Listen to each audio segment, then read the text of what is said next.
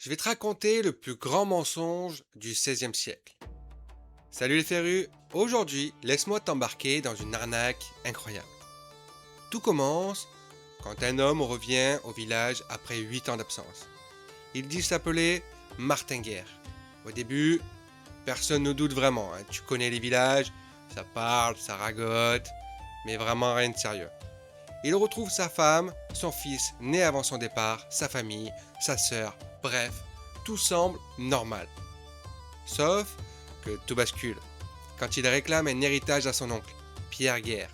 Alors lui, direct, il se dit « Attends, c'est pas le vrai Martin ». Et pourquoi? Parce que Martin adorait les scribes, et ce Martin n'en pratique pas du tout. Le village se divise, certains y croient, d'autres voient en lui un imposteur. Pierre, lui, il fonce, procès. On accuse Martin d'usurpation d'identité. Mais il ne lâche rien. Il fait appel, sa femme Bertrande témoigne en sa faveur. Pour elle, c'est son mari. Point. Elle a même eu 2 enfants avec lui depuis son retour. Donc, si c'est pas une preuve. Et pourtant, au moment où il va être acquitté, la porte s'ouvre. Un homme entre, une jambe de bois, le visage marqué. Et là, silence total. Tout le monde le reconnaît, même Bertrande. C'est le vrai Martin Guerre. Et l'homme qui jouait le rôle de Martin Guerre, c'était Arnaud Dutil, qu'on appelait aussi Pansette, un gars du village voisin. Un type malin, charismatique, qui connaissait super bien les familles du coin. Comment il a monté tout ça? En fait, au départ, il n'a même pas voulu arnaquer. Les gens l'ont confondu avec Martin Guerre pendant qu'il voyageait.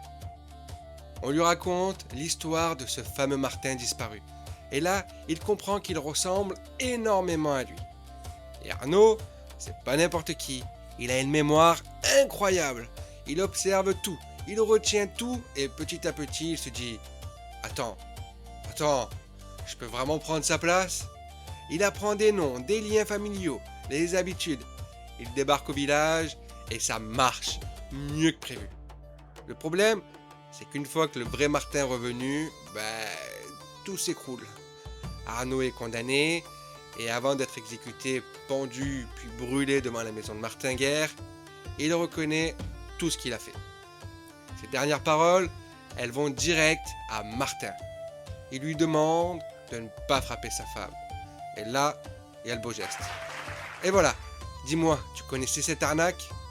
Allez, abonne-toi, c'était Mickaël, et je te dis ciao!